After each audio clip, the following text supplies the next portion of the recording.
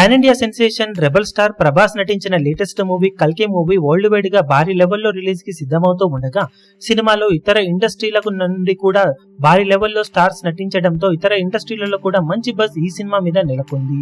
కానీ రీసెంట్ టైంలో ఏ సినిమా చూసుకున్నా కానీ మిగిలిన చోట్ల మంచి కలెక్షన్స్ వచ్చినా కానీ తమిళనాడు విషయానికి వచ్చేసరికి ఏ తమిళ్ మూవీ కూడా ఇతర భాష సినిమా కూడా తమిళ్లో అనుకున్న రేంజ్ లో కలెక్షన్లను సాధించలేదు. ఒక్క మలయాళ మూవీస్ మాత్రమే కొంచెం బెటర్ గా పర్ఫామ్ చేయగా ఇప్పుడు కల్కి లాంటి బిగ్గెస్ట్ మూవీలో కోలీవుడ్ టాప్ స్టార్స్ లో ఒకరైన కమల్ హాసన్ నటించినప్పటికీ కూడా అడ్వాన్స్ బుకింగ్స్ పరంగా చూసుకుంటే కల్కి మూవీ తమిళనాడులో ఏ మాత్రం జోరును చూపించలేకపోతుంది. ప్రస్తుతానికి తమిళనాడులో మొత్తం మీద సినిమాకు 16 కోట్ల దాకా వాల్యూ బిజినెస్ జరగగా బుకింగ్స్ ఓపెన్ చేసిన తర్వాత ఆల్మోస్ట్ 500 వరకు షోలు ఇప్పటి వరకు రిపోర్ట్ అవ్వగా గ్రాస్ కలెక్షన్స్ 55 లక్షలకు పైగానే సొంతం చేసుకుంది సినిమా.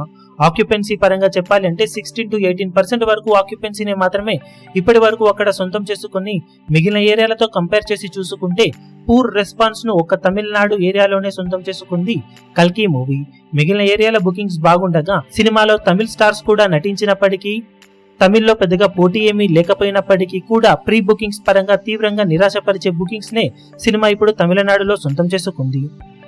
అక్కడ సినిమా తేరుకోవాలి అంటే పాజిటివ్ టాక్ చాలా అవసరమనే చెప్పాలి.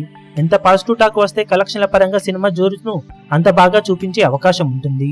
మరి బాక్సాఫీస్ దగ్గర బుకింగ్ స్లోగా ఉన్నా కానీ టాక్ బాగుండి కలెక్షన్ల పరంగా సినిమా మంచి జోరును తమిళనాడులో ఎంతవరకు చూపించగలుగుతుందో లేదో చూడాలి.